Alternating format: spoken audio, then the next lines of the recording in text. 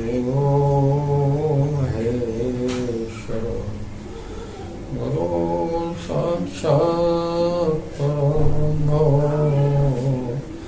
तस्मै श्री गुरवे वन्दे देहतमया पदपुण्डरीकम् कैशोरसौरसमाहृतयोगचित्तम् हन्तुं ततापमनिशं ससेव्यं सन्मानशालिनिर्पीतपरागतम् लोकाभिरामं रङ्गधीरं राजीवनेत्रं रघुवंशनाथं रूपं करुणाकरं तं श्रीरामचन्द्रं शरणं मनोयवायुतुल्यवेगं जितेन्द्रियं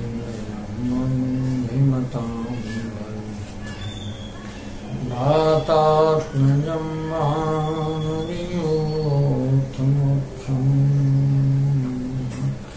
श्रीरामतं शरणं तुलसी के चरण जिने कीन बदकाज कलिशंद गोवत लखो श्री राम मैं सब जानी करूं प्रणाम। भगवान की अनंत करुणा अनंत कृपा का परिणाम यह शुभ अवसर है जिसमें मनुष्य सत्संग में आकर के अपने जीवन को सार्थक सिद्ध करता है। जीवन का मूल्य तो आंकने के लिए सत्संग ही एक विधा है और इसी के द्वारा भगवान की कृपा प्रकाशित होती है। आइए हम लोग अपने जीवन के बारे में सत्संग के माध्यम से विचार करें। आज के प्रसंग में हम स्वामी श्री रामकृष्ण परमहंस के चरित्र का वर्णन करेंगे। आप लोग दत्तचित्त होकर के श्रवण करें, मनन करें, अपने जीवन में जोड़ने का प्रयत्न करें। ठीक बोल। हाँ। स्वामी रामकृष्ण परमहंस का जीवन चरित्र। भारतवर्ष में अनेक ऐसे महापुरुष हुए हैं। भारत की माटी में संत उपजते हैं। ऋषि, महर्षि, मुनि, सती, वीर, धीरवान, बाबूजी, पहलवान, दानी। स्वामी रामकृष्ण परमहंस का जीवन चरित्र। भारतवर्ष में अनेक ऐसे महापुरुष हुए हैं। भारत की धरती में संत उपजते हैं। ऋषि, महर्षि, मुनि, संत, सती, वीर, धीरवान, पहलवान, दानी, ब्रह्मचारी, व्रतधारी, नेमी, प्रेमी, योगी, तत्वदर्शी, आत्मदर्शी, त्रिगुणातीत, विरागी, अनुरागी, त्यागी, उपकारी, उदार, अहिंसक, परमहंस आदि आदि। वाणी का विषय नहीं है। जिन महापुरुष स्वामी रामकृष्ण परमहंस के संबंध में जो कुछ लिखा, जो कुछ बताया जा रहा है, वह सागर में एक बूंद के समान है। संत की आंतरिक स्थिति वर्णनातीत होती है।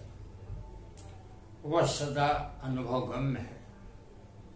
व्यवहारिक जगत में भी हम किसी वस्तु का जीवा से रस लेते हैं तो स्वाद का अनुभव तो होता है,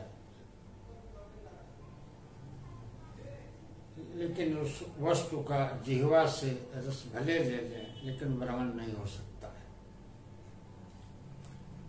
ऐसे आध्यात्मिक जगत में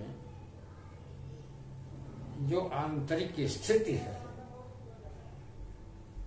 उसका प्रकृति का धर्म छूट जाता है। वह परमात्मा प्रेम में इतना अधिक तन्मय हो जाता है कि जगत में रहता ही नहीं है।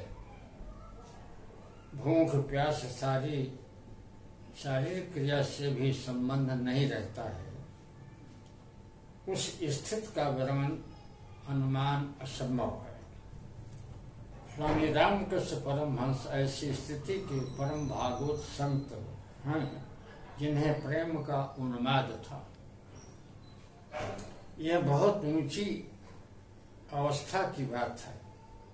यद्यपि उनका विवाह भी हो गया था लेकिन उनकी उपासना का काली जी के प्रति समर्पित जीवन था। उन्होंने अपनी पत्नी को माँ काली का स्वरूप मान करके आरती कर दिया था और उनके जीवन में ये देखा गया कि मंदिर के नीचे भीख मांगने वाली माताएं जो बैठी रहती थी उनके चरणों में गिर करके प्रार्थना करते थे, माँ मंदिर में इतना साफ कपड़ा पहन के बैठती हो, मंदिर के बाहर इतना मैला कुचैला कपड़ा पहन के क्यों बैठती। विनय करते थे कि स्वच्छ वस्त्र में बैठ करके यहाँ आप रहा करो। माँ काली से हमेशा बात करते थे। उन्होंने अपने जीवन में उपासना हनुमान जी की वृत्ति में प्रारंभ किया। हनुमान जी को अपना इष्टदेव मान करके इस तरह से वृक्ष पर रहने लगे, फल खाने लगे। दूसरी बात यह है कि अखंड जप करते थे और उनका मुंह भी टेढ़ा हो गया था। हनुमान जी की वृत्ति का यह परिणाम हुआ धारण करने का कि उनके पीछे 2 अंगुल पूंछ जो है प्रकट हो गई थी।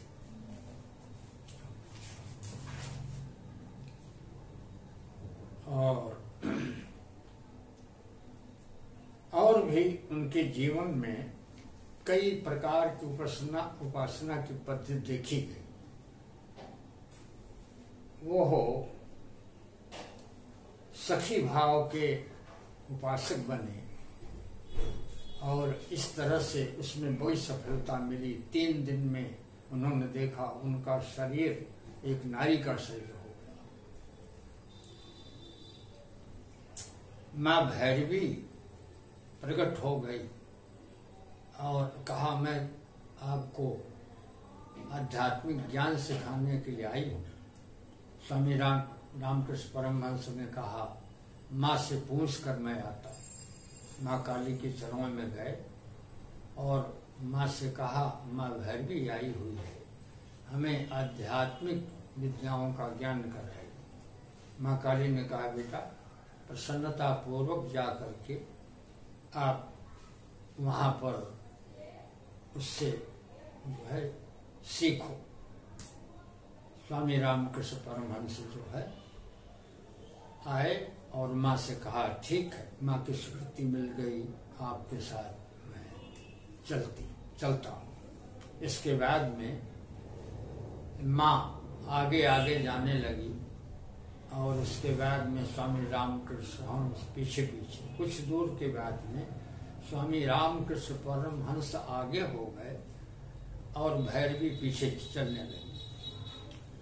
और जब एक बाग में पहुंचे, टहलने के स्थिति में स्वामी रामकृष्ण परमहंस जब हुए तो एक घटना ये घटी कि स्वामी रामकृष्ण परमहंस के शरीर से सूक्ष्म रूप में चैतन्य महाप्रभु और उनके छोटे अनुज नित्यानंद दोनों प्रकट हुए स्वामी रामकृष्ण परमहंस के शरीर से।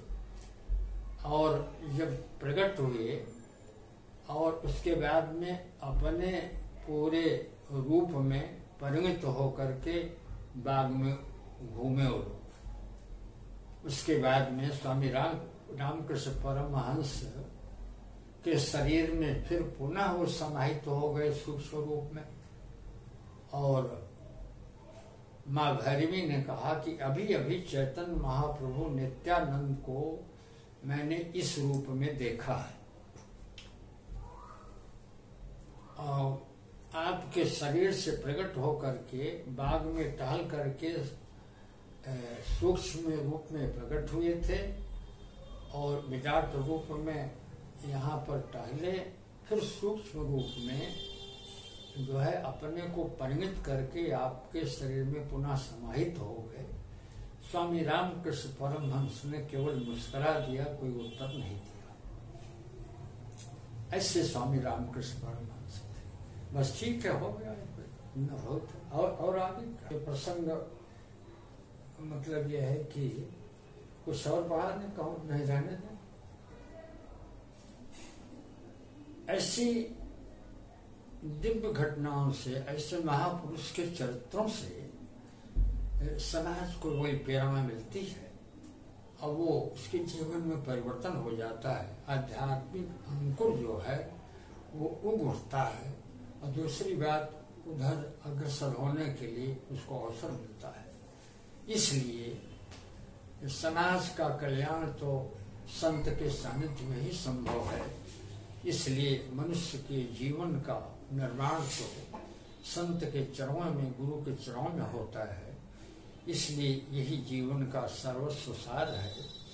इसलिए हम लोग इन महापुरुषों के ऋणी हैं, जिनके चरित्र के द्वारा सारे भूमंडल में सदा प्रकाश रहता है। और इसीलिए ये कहा गया है कि संत न होते तो स्थिति ये होती कि लोग जो है बहुत ज्यादा समझ ले दुखी होते।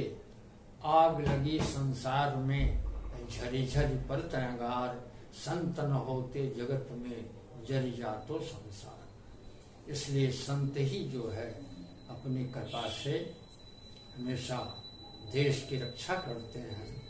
और संत जो है हमारे प्राण हैं, हमारे जीवन है, हमारे सर्वस्व हैं। इसलिए ऐसे संतों को कोट कोट हम नमन करते हैं। बस ठीक है। तो आप समझ लीजिए, अब इनकी पुस्तकों को पढ़ करके मैंने जाना। हाँ, अभी दूसरा पार्ट जो है आ जाएगा फिर। नहीं, जैसे कि